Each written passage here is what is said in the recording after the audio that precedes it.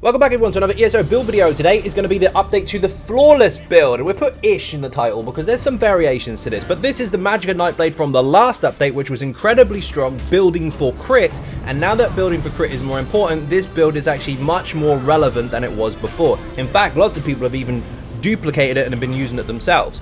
This is designed to be very, very simple to use, with no trial gear whatsoever, and you can use it in any content that you like. Now, of course, if you keep up with your rotation, you'll get very, very good results. If you don't keep up with your rotation, you're quite new to it, you will still actually perform very, very well, because the base stats for this new update are actually very strong up front. So even as a new player, you can get straight into this. It's designed for single target. It's very good at killing things very, very quickly if they've got low health, and your resource recovery from those kills is actually going to benefit you a lot.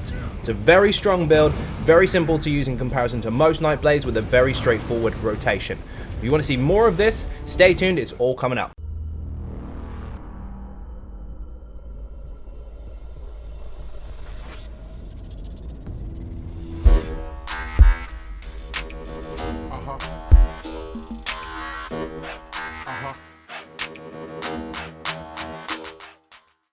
So, first of all, we're going to go into the stats, make sure we've got our potion running, get some buffs on. Should have everything there. Good. So, this is going to change, by the way. We are on 37.6k max Magicka, 26.8k max health, which is insane, 14.5k max stamina. We're on 1266 recovery, and we have 3.5k weapon damage, alongside 14k resistances for spell and 10 for physical. Now, that is going to change. As you can see there, our crit chance is actually 82% at the moment. That is going to change. There's going to be multiple different variations for this particular build once we get to the stats where that crit chance can be changed. Now, of course, if you've got a sorcerer buff, if you have a sorcerer in your group, we showed this in the last one, before you could hit 99% crit, now it's 88.1 based on the way this particular variation is set up. However, I can show you a way to fluctuate 100%, and I can show you another way to get 101% all the time. But that depends on how you like to play. That's going to be explained more in the gear, but essentially we have a crap ton of crit, so most of the time we're not actually going to fail at all, and even if you do, it's not going to be that different because the uptime on your crit is so high, a couple of dips here and there is not going to really make or break it, especially inside mechanics. Again, like I said, depending on how you play and depending on which version of the setup you take, you can still have 100% crit anyway. Again, more on that later. 64 points into max Magicka, and we're using a Thief Understone, obviously. There is a variant for this where we will actually be able to take advantage of the shadow, but again, that depends on you. Also, again, more on that later. Now, the food we're using is max health, max Magicka food. This is very flat. This gives you a massive amount of health and a massive amount of Magicka. If you can maintain your resources inside your group, make sure you get the kills rather than hiding at the back, away from everybody else, then of course you will be rewarded for that depending on how you spec your champion points, if you have any. And of course, with your passives, you are going to benefit a lot from kills. You will never run out. But if you're not capable of getting the kills, you're not paying attention to the kills, or you're just one of those people that hides at the back and wants to spam stuff and look pretty, you can use this stuff. In some content, you might want to use this anyway, depending on your group. Sometimes you don't have enough resource coming in. Maybe there's a single target fight, whatever. You can use this. This will nuke your health, however. You have no health whatsoever with this food, so you'll go down to about 21k without buffs, instead of 26k almost. Now, you will have recovery from this. That's the major bonus, but your Magicka is actually lower, so overall, you'll actually do less damage if your resources are on top versus this. Again, the choice is yours. This is flat with higher resources and survival. This is more recovery, just in case you need it. Now, there is another one as well. You can use the citrus, clockwork citrus fillet, or fillet, however they want to pronounce it, depending on where you're from. That is also a very good option. Both stats are lower than the max health, max Magicka food, but you will get health recovery and mag recovery at the same time, so that's also a good option. It's expensive, but with champion points, you can actually make your food last longer, so that's not a negative at all. Now, I'm going to go into the skills in detail. I appreciate that people are very, very new to this, so don't panic. I will go through them, explain how they are set up, why we're using them, where they come from, what to morph them to, all that good stuff. This is going to be quite straightforward in comparison to most Nightblade explanations, hopefully. So stay with me. It's all going to be explained, but you can skip ahead if you already know it all. It's entirely up to you. But just bear in mind, I do go over extra things in this section, so there might be some Easter eggs in there for you that you didn't quite know were hidden. So, first of all is Inner Light. Very simple. This is in the Mage's Guild skill line. First ability to unlock starts off as Mage Light, morph it to Inner Light. Really simple. Put it on your bar. Don't touch it. This will give you 5% max Magicka, and it will give you a Major Prophecy crit bonus. That normally comes from potions, but it's on a bar. Easy peasy. Next up is Degeneration. Starts off as Entropy, morph it to Degeneration. Now, if you morph it this way, you'll actually get Magicka damage over 12 seconds, so it's damage over time for single target, and it will give you Major Sorcery increase in your spell damage. So, spell pots, we don't need them. We've got Major Sorcery, we've got crit. Now, there are options to change this out, and I am skipping ahead a little bit, but I've double barred in a light. So you have the crit bonus on both bars. All the time. You do not need crit potions or spell potions for this build. What you can use is tri-pot potions. So you go to here, and you have the tri-stat ones, which will give you Major Intellect, Major Fortitude, and Major Endurance, plus resources back for all three. That's your constant recovery that you would normally have on your Magical Potion like this, except we don't need the Prophecy and Sorcery, because we already have it. So for this just made things a hell of a lot easier. Tripots are not exactly cheap to make, but they're a lot cheaper than spell pots. And since we're using tripots, we heal, increase our health recovery, and get stamina back. So you're dodging, you're blocking, you're breaking, all covered because you've got the extra juice.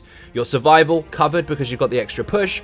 And of course, we've kept the Major Intellect that you would normally get from the spell pots. You don't need them. Always use the tripots. Much better all round, not just for experienced players, but definitely, of course, for newer players as well. Next up is Merciless Resolve. This is in the Assassination skill line. 5th ability to unlock, starts off as Grim Focus, morph it to Merciless Resolve. There are 2 ways to apply this skill. One of them is definitely going to be happening at Execute. The other one, you can use it throughout the fight if you want. If not, you don't have to. Activating this will give you a buff for 40 seconds, which sits on your bar. And the whole time it's there, if you do a light attack, you will get 1 stack. If you do a heavy attack, you will get 2 stacks. And once you get to 5, the buff will cap out. Once the buff is capped out, you will have an increase of 10% critical damage and healing. But at the same time, once that's stacked to 5, you will then change the skill into Assassin's Will, which is like a spectral bow. If you activate it, it will cost half the price of the cast initially, and it will fire a magic damage hitting single target attack at the target. And it will heal you if you are in melee range. So if you're, say, 5 to 7 meters away, you will get heal from it as well. Very hard hitting ability, but now your stacks go back to 0. So you have to light attack, light attack, light attack, light attack, bang, light attack, light attack, light attack, bang. Or heavy attack twice and a light, or 3 lights and a heavy, whichever, as long as you get up to 5. Or, if you want to take advantage of the crit damage and the crit healing all the time, and you can't maintain this, all you have to do is activate it once at the beginning of the fight, and once you've reached 5 stacks, keep it. Never fire it again. You'll constantly have crit damage, you'll constantly have crit healing, you don't have to confuse yourself with the rotation. That's it. Activate it once at the beginning of the fight, keep it up forever. When you get to Execute, you don't reactivate it anyway. Leave the stacks there, keep the crit damage, it will take advantage of your spammable a lot better at that phase. So we'll go over that in the rotation later, but you've got 2 choices. Stack it up, fire, or just keep the buff. If you stack it up and fire, once you go back down to 0 stacks, you've lost your crit damage, remember. So this could be more beneficial to you to keep it. If you fire Spectral Bow at the beginning of your rotation, great, you hit really hard, but now you've got to do 5 light attack spammables before your crit damage is up. And by that point, you're only really pushing your crit damage for your dots and your Spectral Bow because your spammable isn't really taking advantage of it to its max potential. Because it's gone. Fire the bow, gone, stack it, stack it, stack it. Fire the bow, gone, stack it, stack it, stack it. Each spammable you're using is barely getting the full use of this. So for ease of use, especially if you're a new player, just leave it running. Swallow Soul is a spammable, of course. Now next up is Swallow Soul. This is our main spammable in the Siphoning skill line. First ability to unlock starts off as Strife, morph it to Swallow Soul. This will hit the target for magic damage and heal you for 37% of the damage done over a 10-second period every 2 seconds. So you hit and you just consistently heal. You're a built-in healer for yourself. It's absolutely mental. So I would highly recommend to use this as your main spammable. Not only that, if you do choose to play content where you are going to have to be ranged occasionally, this build is perfectly designed for range as well as up front. Up front in the way of the monster set that's firing, range for everything else. You can actually keep up a consistent rotation at range while on the move. However, some other options won't allow you to do that. So if you look at the Shadow skill line, rather, and you get Concealed Weapon, yes, it hits very hard, it's very nice if you're in the face of the enemy. But if it's not a stack and burn fest, you're not going to be close enough because it's 5-meter range. And if you do have to go out of range during mechanics, you can't keep up your rotation because you can't reach. Also, if you do choose to use melee weapons, which again is your choice, you can do it if you really want to, when it comes to range mechanics, you don't have any range because your light attacks can't reach and this can't reach. So while on the dummy it looks great, in content it really depends on the player because there's very few Nightblades that actually do stay up close, and there are very few that can keep up this kind of stuff in mechanics themselves. So it is a matter of choice, but I would highly recommend Swallow Soul. Yes, you can use Crush and Shock. Yes, you can use Elemental Weapon from the Psijic Order skill line, but just bear in mind, of course, Psijic Order requires you to fire the skill then a light, and most people, believe it or not, inside mechanics can't keep up light attacks. Practice, practice, practice. If you can't keep up light attacks, that skill's useless for you anywhere except for the dummy. Does it have good results on there? Sure.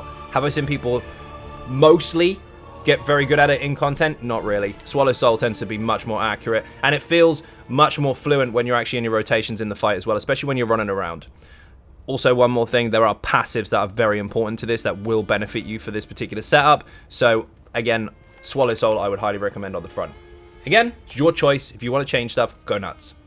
Next up is Impale. This is in the Assassination skill line. First ability to unlock starts off as Assassin's Blade, morph it to Impale. This is your execute. Do not ever, ever cast this before the enemy hits under 25%.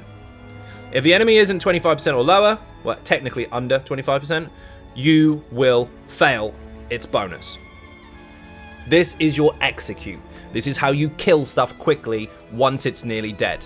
There are bonuses for you for killing stuff. It's really, really nice to have.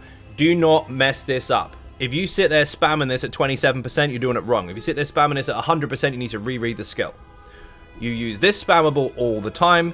You use this one when it's low health, regardless of the target. This, if it's kept up, at execute, don't fire the bow. Maybe you're not firing it at all ever anyway. But just for example, in execute, don't fire the bow. You will keep the crit damage the whole time, and you can spam the hell out of this and always get its max potential out of it. Now, the next skill is your choice. The ability needs to be the same, but the morph is up to you, and there's two reasons for this. This here is Incapacitate and Strike. Same skill line, starts off as Deathstroke. Now, you can morph this to Soul Harvest if you prefer. Now, I would personally recommend Soul Harvest over this.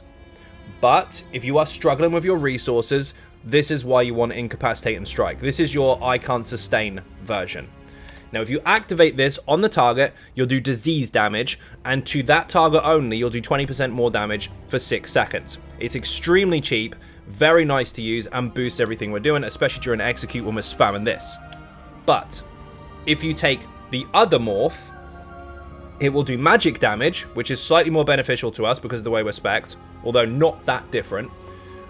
But you will also get ultimate back for every kill you get. So if you get kills and stack ulti, you can use it more often. So that helps. But this version has Reeve attached to it. While it is slotted, you get 100 Magicka and stamina back when you deal damage with a light or heavy, as long as they have a negative effect on them. So if they are affected with any dot or debuff or whatever, you will get magic back every hit. If you keep your light attacks up, that's a substantial amount. Even on your front bar rotation, that can be between 500 and 700 magic back. Again, this is your choice. If you can sustain already, take the other morph. You'll be able to drop your ultis left, right, and center. If you're struggling with your rotation and you're struggling with your resources, take this instead.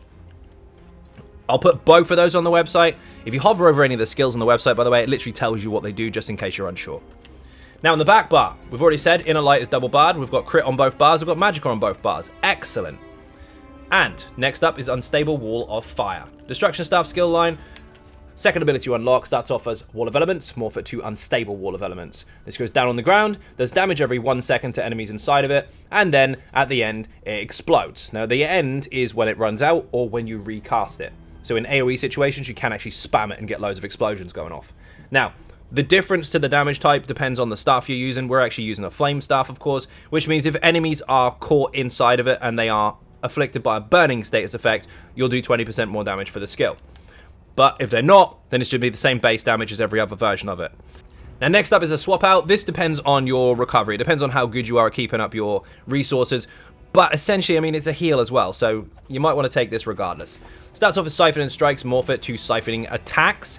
Now, if you let this run its full duration, when it runs out, you will get 4270 Magicka back, on top of all the stuff you got back from your lights and heavies in the first place. If you activate it early, it's basically a cup, and it's getting filled and filled and filled and filled, and however long it's lasted is how full it is. And if you claim it early, you'll get the remaining amount, basically. But the longer it lasts, the better, because that's when the full potential comes in. Don't spam it, of course, because if you try and activate this after 5 seconds of already firing it, you've just cost yourself more than what you would get back. Just maintain it. That's all you've got to do. Once every second rotation, you are done. Next is Dark Shade. Oh yeah, I said there's a swap out. There is a swap out. This depends, again, on you. There are lots and lots of different ways to rig the fuck out of the target dummy to make sure that you can maintain resources all day long, but I'm talking about in content. I build for content. If you can maintain your resources, regardless of which way you've built the character, you can use this. This is very expensive. You will have to use this every rotation, so it will alter your resources. It will alter your actual rotation itself, because some things are going to be slightly inconsistent. You're going to be on the back bar a little bit too long, rather than swapping every 20 seconds with each individual skill. We'll get more into that later. But if you can apply this, you might need to step back a little bit so you can get more ticks out of it. That's why you see people going sideways on the dummy with it, so you can try and cheese more ticks front and back of it, rather than just going straight through the middle. But this applies a synergy to the group, which is great. If they take it, they get resources back. It does a stupid amount of magic damage every half a second. It's rapidly firing, but this is a choice. I wouldn't encourage people new to this to use that. That's very harsh on your resources. It will confuse the crap out of you with your rotation as well, because I've made it very, very simple. But if you're more advanced and you can sustain it, this is great. But just bear in mind, you will lose your resource return from this skill, and you will lose your health from each light attack from this skill. They are choices.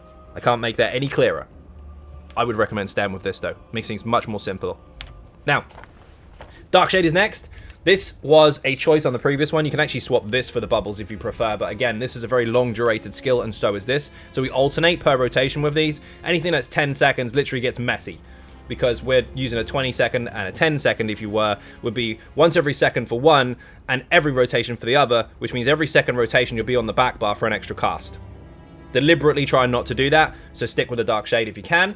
This is in the Shadow skill line. Last ability to unlock starts off as Summon Shade, morph it to Dark Shade. Activate it. This will last for 20 seconds, and it's a shadow pet that hits the target. It does apply minor maim as well, reducing the damage they can do, which is quite nice, but this also scales off of your highest offensive stat, so you can use it for stamina or magicka, but it does do magic damage every 2 seconds. Really, really nice. Keep this up all the time. Now, in our rotation, we've got 2 skills here that, like I said a moment ago, last 20 seconds each, so one rotation you'll use this, next rotation you'll use that, and basically your flow of your rotation will never ever feel any different, because you're never applying any extra messy skills along the way. Twist and Path is next. It's in the same skill line. It's the third ability you unlock. Starts off as Path of Darkness, morph it to Twisting Paths. This one is mental. The damage output from this will literally destroy unstable Wall of Elements, but the two combined are very powerful. This is a conal effect in front of you, and it will damage all the targets caught inside of it every 1 second. It's magic damage as well, specifically. And it will also give you Major Expedition for a short period of time. So activating this will make you run faster and do loads of damage. It's expensive, don't spam it, just maintain its uptime. This on the ground and this on the ground, lots and lots of damage output. Very, very nice indeed. And that's your AoE potential for the build. You don't have any other AoE on your front bar at all, but you do have these two here. And the pet also can consider as AoE as well, because he does spin every so often. Now, the ultimate on the back bar is Fiery Rage. This is in the Destruction Staff skill line. It starts off as Elemental Storm, morph it to Elemental Rage. We're using fire, so we get 15% more damage out of it. And, of course, this is very expensive, but it devastates entire rooms. So you want to drop this if it's a big ad pull, even on a boss at the very beginning of the fight. As much as you can use this, use it. But single target, you want to use Incapacitating Strikes or Soul Harvest. Again, this is for your resource type of return. If you can maintain that, Soul Harvest is going to be 100 times better for you, because Soul Harvest gives you ulti back per kill, which means you can rack up all the ultimate for this very, very quickly. In content, Soul Harvest, for experienced players or for up-and-coming players that are paying attention, was much, much better. This is your safety net if you can't sustain. But this, you want to use as much as you possibly can. If you can use this to build it, great. If it can't and it takes too long, then it's fine. You can just keep using this single target if you want. You don't want to use it on ads though, because the ad will die very, very quickly. It'll probably run out before the timer of the skill is finished, and then you got to wait for another one. Sure, it's cheap, but it's a waste. Now, we are going to go over one more swap out. You can, if you choose to, swap Inner Light for a damage shield. If you feel like you're squishy, if your heals are not coming in because you're not light attack and you're not using your spammables, or you're just struggling in general, you can swap Inner Light for Harness Magicka from the light armor skill line. Just bear in mind you're going to lose your crit on the back bar. Now, passives. This will start making a little bit more sense as to why we've chosen to play it this particular way, and also explain why we haven't put a damage skill on every single slot, making it really complicated and bash weaving the crap out of the dummy. Bear in mind, by the way, I'm very aware that there are people using bash to help maintain a little bit of extra DPS on their rotations for the sake of numbers on the target dummy. Please bear in mind that is quite helpful in some content where you might be interrupting bosses, but you are going to drain your stamina resources like hell unless you're using an ice staff. And if you are striving for some very, very high achievements like hard mode, vet, Sunspire for example, you do not want to be bash weaving. Because on the last boss, up against the statues, if you bash and interrupt that thing, you make it go immune. You're going to be there all day long.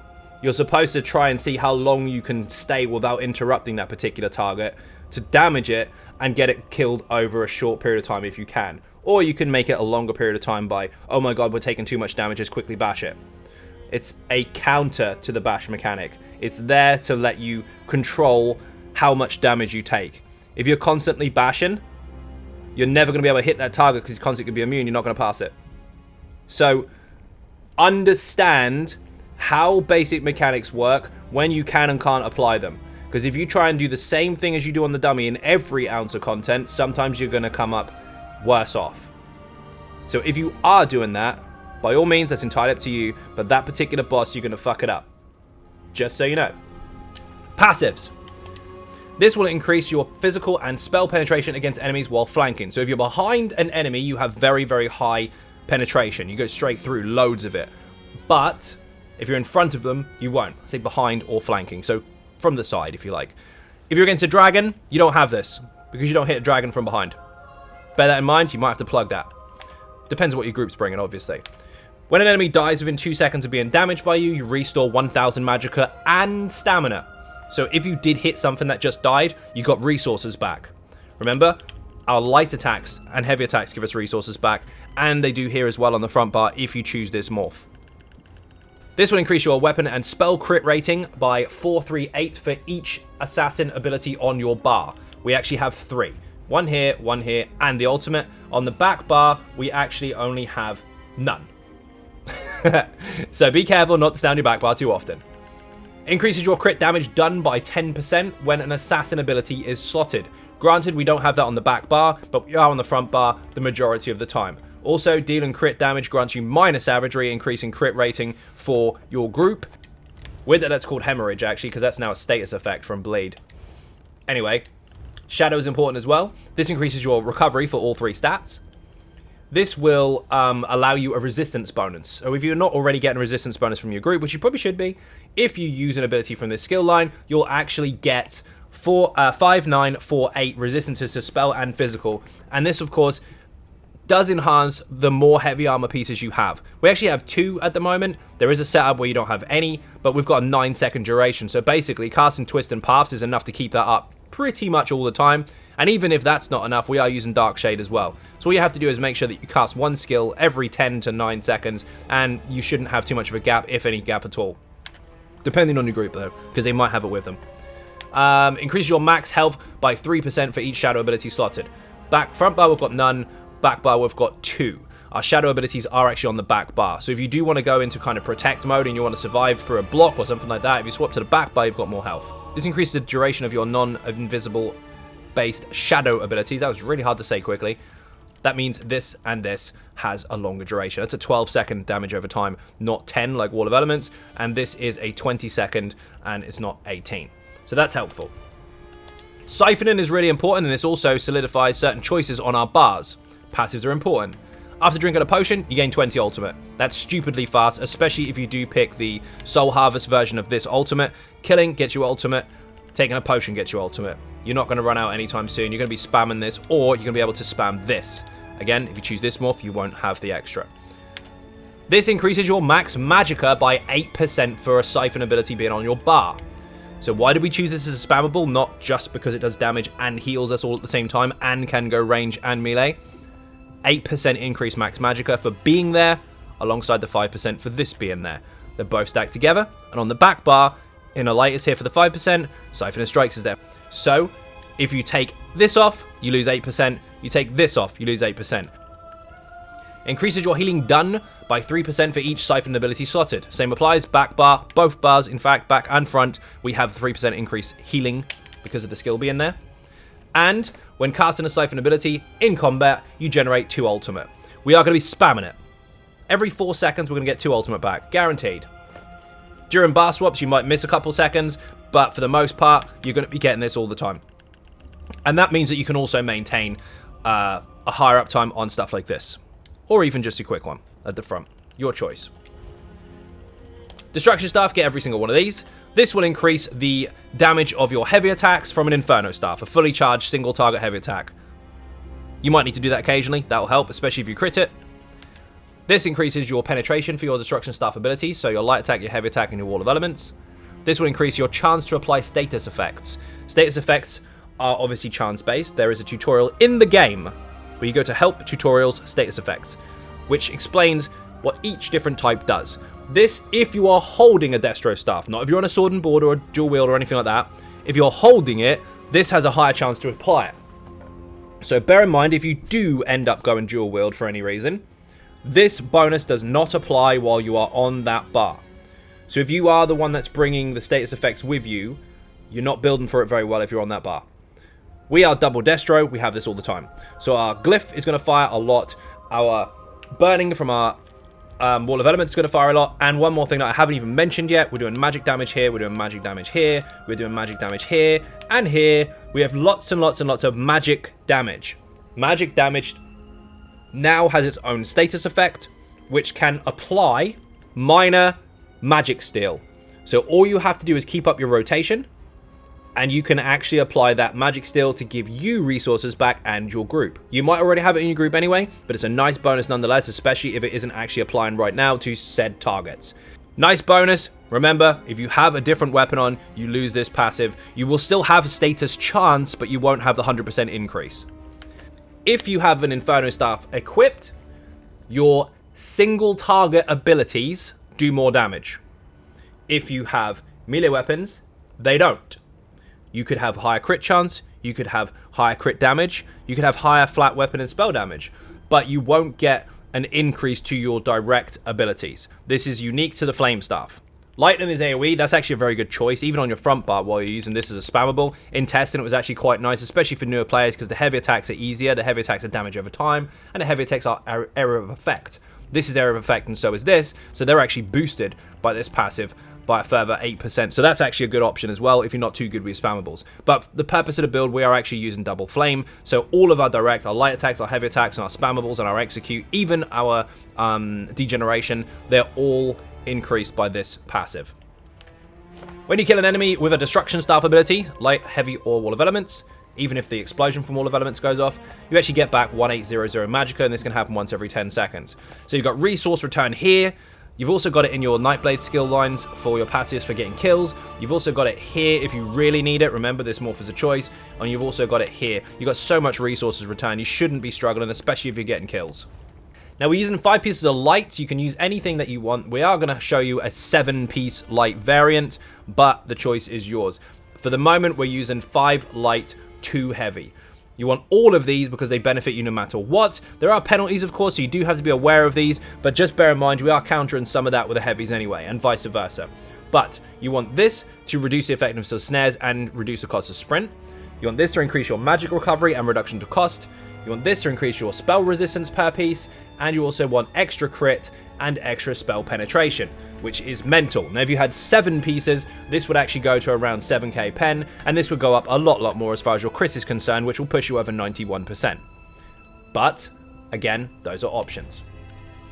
Heavy armor, you are going to want these. This will increase your physical and spell resistance. This will increase your health recovery and return while taking damage. This will increase your health. This you can't even see on the dummy, by the way, because obviously you're not getting hit. This will increase your magic and stamina return when you heavy attack. So the 2 heavy pieces are actually quite beneficial for that if you start running out of juice. And this will also increase your healing received. These passives are all very nice, of course, but you want to get both light and heavy. We're not using any medium. Fighter's Guild is not important. Mage's Guild is important because you are going to want these passives, not just to reduce the cost of them and all that good stuff, but you're going to want this one at the bottom here. This will actually give you Empower if you activate a Mage's Guild ability. We are using Degeneration in our rotation. It's only once every rotation, but during the time that it's been active, you've got 3 seconds worth of light and heavy attack empowerment. So you could maybe fire 2 or 3 lights or maybe 1 full heavy, and it will be 40% stronger. You might have that in your group anyway if someone's using Gallon Weight, which means you don't really need to go this far, but if you don't have it, you're going to want to get it. Also bear in mind, one other passive you're going to really want is this one here. Increases your max magic and recovery by 2% for each Mage's Guild ability slotted. We have 2 here, so we do actually have a 4% bonus. We don't have the 4% bonus on the back, we have 2. But we still get it here, nonetheless, very nice. We are going to dip slightly when we swap bars, but we do have 5% here, 8% here on both of them. You're going to lose a 2% when you're on the back, so don't stay there too long. Undaunted is very important, of course. You are going to want both of these. Every single synergy you take is going to be beneficial no matter what. But a further bonus to that is if you have this, it will give you 4% of all of your bars back per synergy with no cooldown. Each type of armor you wear will increase your health, magic, and stamina by 2%. That's obviously a benefit. We are going to want to take advantage of that as much as possible. Make sure you get these passives. We are a cat, if you hadn't seen the name already. Yes, he is still Khajiit. He was in the last update. And he is in this one, because this originally was designed to be a crit build. Zos noted multiple times that if you want to benefit from crit damage, you need to build for crit chance. Over time, crit has gone down and down and down and down and down, and in that particular update, the previous one, it was down again. Over time, I think from a couple patches prior to that actually, and building for crit was more of a choice rather than something that was very passive. So I deliberately used the Khajiit. Now crit's gone down even more. It's even more relevant because if you don't build for crit, you aren't getting any. So this build was way ahead of its time, a patch before the release of the changes now, but it's still solid. And yes, I would highly recommend you're a cat. If you want to, you can go with high elf. You are going to have more flat spell damage, so when you don't crit, your hits are going to be higher. But when you do crit, the cat is going to do a bit more, especially if you hit the target from behind. We'll come to that later. This increases your recovery for all 3 stats. This increases your flat amount for all 3 stats. A nice health bonus there as well. And this will increase your crit damage and crit healing all the time. Solid. As long as you crit, this is huge. We've got crit damage in our passives for a Nightblade. We've got crit damage from our Merciless Resolve. We've got crit damage as a Khajiit. We've got crit damage in our champion points, which are coming up shortly. We've got lots and lots of stacking crit damage bonuses with a very high crit chance. That was designed for the build originally, and it's still the same now. Get medicinal use as soon as possible. We're using tripods. They're expensive. But if you have this, they last 30% longer, meaning you have a 47-second uptime on a 45-second cooldown potion, or consumable buff, if you like. Keep these up all the time. You'll constantly have all 3 resources worth of recovery. Very nice indeed. Now, to the gear. There are choices. I'm going to make this very clear. If you play the standard way, you're going to love it, and it's going to work fine. You just might need to practice your rotation. If you want to be a bit different and venture into other things, you can, but it's going to take a bit of practice. So, if you want no trial gear whatsoever, in fact, all the setups are going to work for you, because we don't need any. This is not new despite what you may have seen on social media. This is the same as the last update. Mother Sorrow on the front, because we don't want to lose the other set when we swap bars. This is overland stuff. You want a flame staff on the front, and you want to make sure you take advantage of 3 pieces of armor of your choice. This has a weapon and spell damage glyph on the front on purpose, because then we can utilize it for the front bar rather than constantly having it running with a glyph that doesn't actually fire off cooldown. But if you want to swap them around, it's entirely up to you. The back bar, we are using the Maelstrom Inferno Staff. You don't have to have this particular version. You can have the regular version because there's no difference. The amount of pen that we've got will mean that that bonus on the back bar is not going to benefit us at all. The normal version doesn't have the spell pen. We've got bloody loads of it. But for keeping up your lights and heavies, they will be stronger inside Wall of Elements. This particular glyph is here if you can't sustain. If you are struggling with your resources and find that you have to heavy attack too much, or you're not experienced enough to maybe get the kills on time, so you go up to something, you don't quite get the execute in, it doesn't count, you go up to something else, you don't have any damage on it, and you're just slow on the uptake for the time being, this is absolutely fine. There's barely anything in it as far as damage is concerned, but your resource upkeep is really, really nice. But if you can maintain inside content, then of course changes to a flame glyph, you will get slightly more damage. I say slightly, it's not that much, especially if there is not a Dragon Knight in the group or the new monster helmet that improves flame damage. If you don't have those available, the magic damage glyph is only 1k per pop less. But it's up to you. The other set, the second one, is of course Medusa. Now we've got 2 pieces heavy, so the chest and the legs, but which ones you choose is up to you. And then 3 pieces on the jewelry. It's a heavy set, it comes in healthy, so you're going to want to trait change these to infuse and 2 bloodthirsty with spell damage on every single one. Now, Mother Sorrow is very simple, stacks a crap ton of crit. Medusa also stacks a crap ton of crit, but you've also got minor force, so you don't need a beast trap. You have minor force all the time, increasing your crit damage. Again, another stacking bonus for crit damage. If you put this on the front bar, then of course, yes, you will have Mother Sorrow on the body, meaning your whole setup is all light. If you do that, you will lose the heavy attack, you will lose the heavy armor passives, but you will benefit from more crit chance, so you'll go over 90%. But the danger to that is you will swap bars with Medusa, not have it on the back, meaning the whole time you're on the back bar, which can sometimes be a bit of time when you're trying to put your dots down, you will have no minor force. You will lose that crit damage bonus. And we already lose a crit damage bonus on the back bar because we don't have any of the skills that warrant that being on your bar for your Nightblade passives. So you don't want to lose a whole 2 10% crit damage bonuses when you swap. So Mother Sorrow on the front, Medusa on the body, and the jewelry. That way we have this 100% of the time. Options.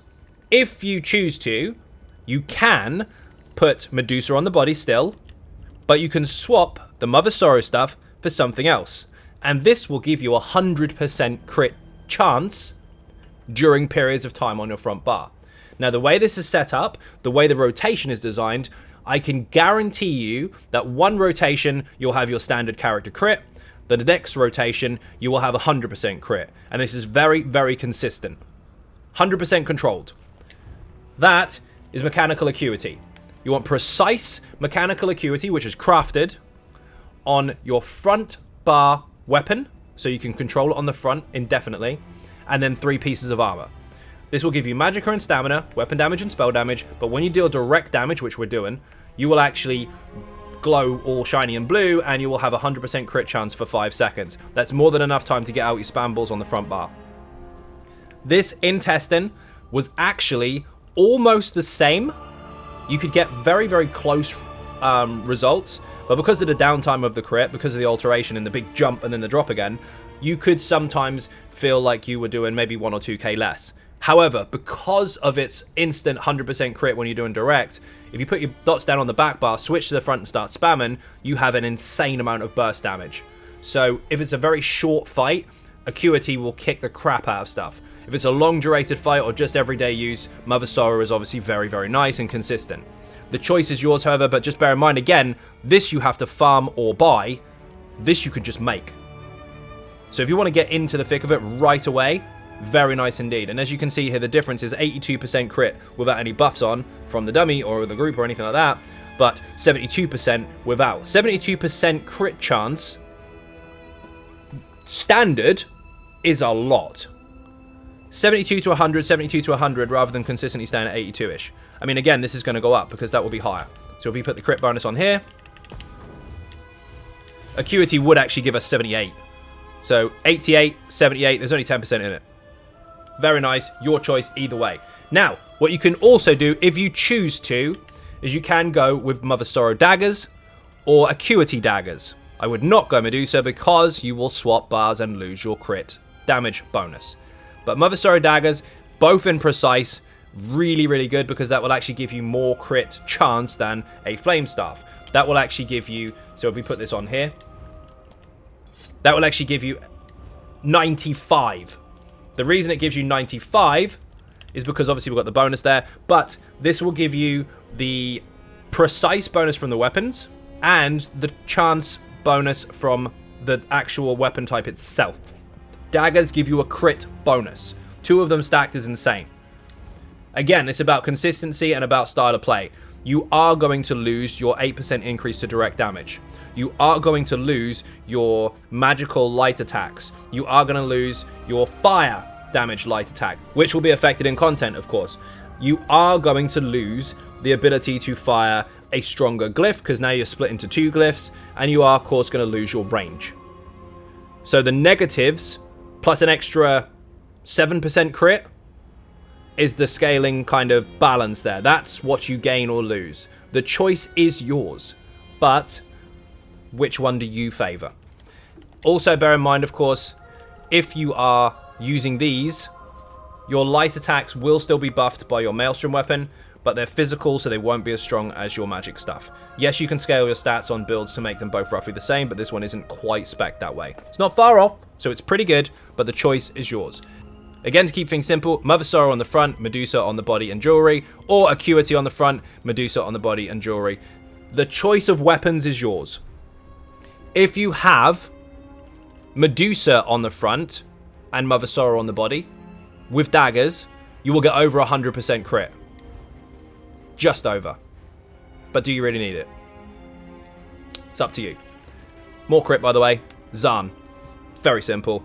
This has a range on it. If you're outside 8 meters range, it's not going to fire.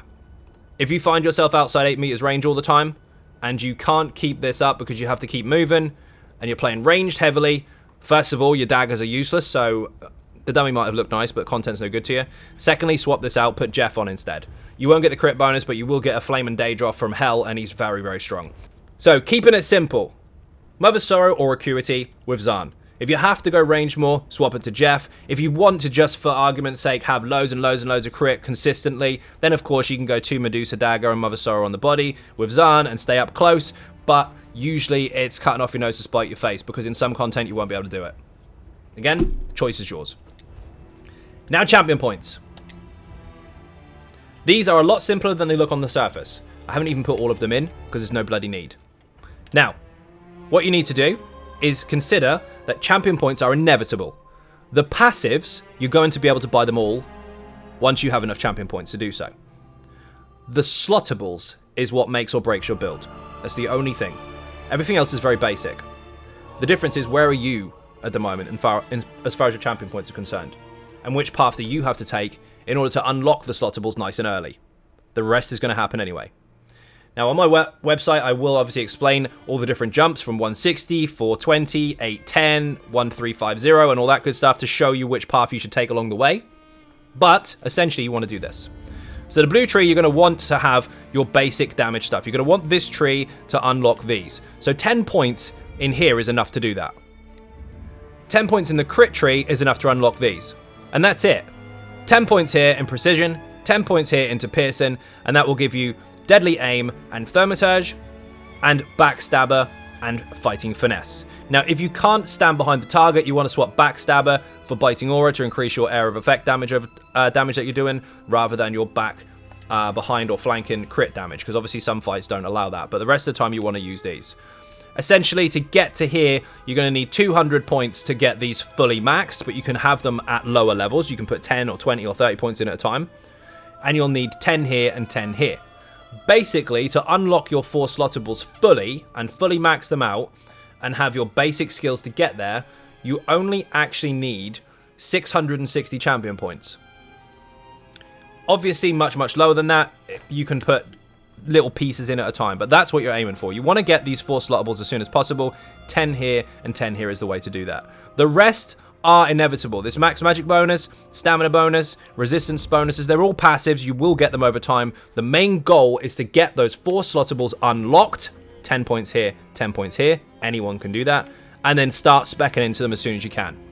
Red tree is the same. Basically, make a path to the slottables that you want. Now, we want this one. because this will give you 1,500 magic back every time you get a kill. So all you need to do is get to here. If you can unlock this, which is really nice, health bonus, this will unlock. So all you need to do is start here. You put 15 points into here, 10 into here, 10 into here. Unlocked. So you need 35 points, in fact, when you get to here to unlock it. If you're 160, you've already got enough for that. Sure, you're not going to max it straight away, but that's the way you want to get to it. And then you've got 3 major slottables here, which do not require any passives at all. And they are 1 point per bonus rather than 10 at a time.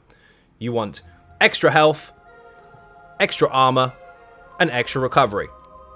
Green Tree is all about quality of life, so you can pick these in any way, shape, or form you like, but I'm going to tell you what's most useful in content. Definitely get the armpit buff, because this will give you a 100% decay reduction rate for your glyphs. You will never, ever charge your glyphs up on your weapons again. So you start here, put a few points in there to get the first version, get a few points in here, then max this out, then you want Treasure Hunter.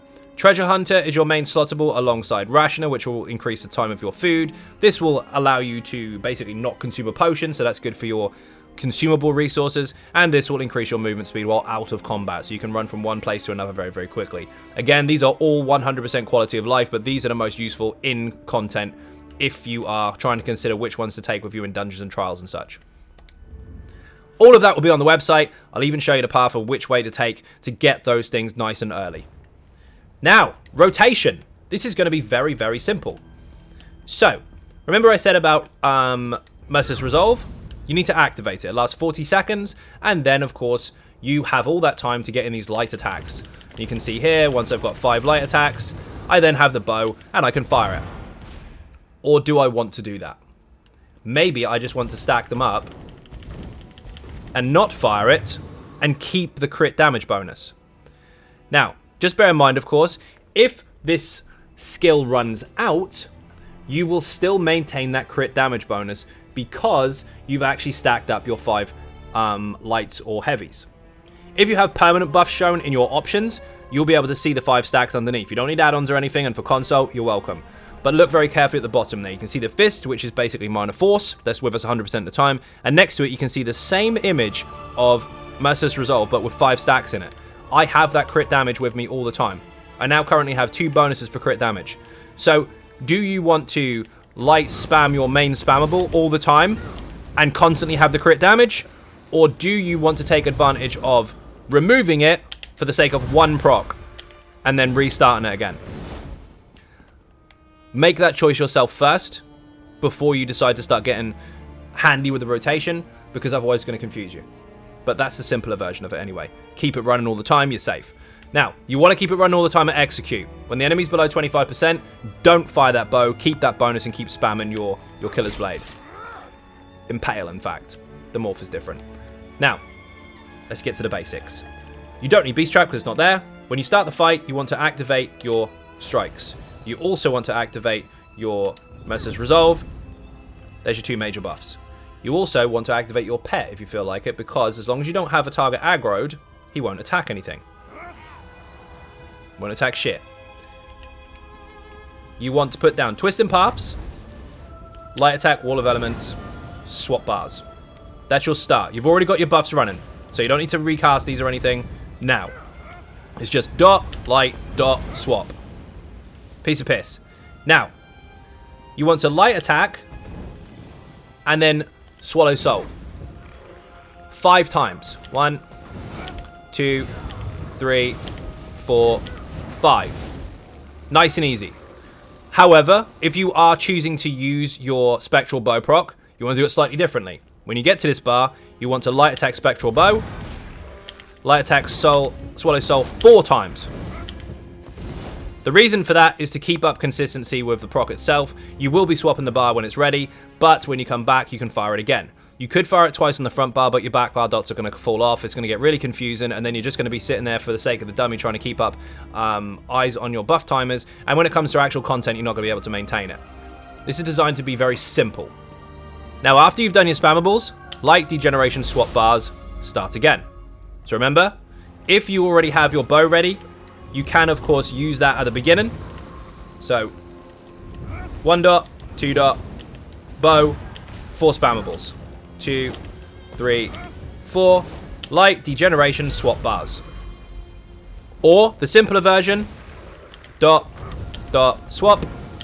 1, 2, 3, 4, 5, degeneration, swap. Whichever one you choose is up to you. If you use the bow all the time, once that aura runs out, you are going to have to reapply it, otherwise you can't keep proccing it. If you're not using the aura, the bow itself, you don't need to ever fire it again. Nice and easy. Now, when you get to the back bar the second time, once your rotation is in full swing, you need to press one of 2 buffs. This one, or this one. Whichever one is about to run out. Both of them last 20 seconds. So one rotation, you put down your twist and path, light attack, leeching, light attack, wall, swap. Do your rotation. Next time, twist and path, light attack, pet, light attack, wall, swap. Rotation again. You get the idea. That, leeching, wall, swap, rotation, that, pet, wall, swap. Just like the easy Sork, where one is Boundless Storms and one is Crit Surge. Each time you alternate. Keep it as simple as that. You'll get full uptime of both skills. You get full utilization of your resource return from your Siphon and Strikes. And that's basically it. Try to use this ultimate when you get to the front bar. If it's just about to proc and you're going to swap, don't fire it. When you come back to the front, fire it first, then get your spambles in, because that's when you'll get the most out of it. You have to take advantage of that burst moment. Now, of course, that's a very, very quick demonstration. There's no buffs and debuffs and all that kind of crap on it. No major breach, no minor breach. None of that stuff is on there. I'm not going to go through the dummy because it's useless. But if you want to see the numbers that you can kind of strive for, you're looking at this. Granted, the damage went down on this particular update, but it was already in a very safe place anyway. Last patch, this was hitting about 90 to 95k, depending on the player. Now, it's hitting an average of around 80 to 85, depending on how well you actually receive your rotations and crits and all that kind of stuff. If you do well with it, you're looking at 85. If you don't do so well, maybe a bit lower.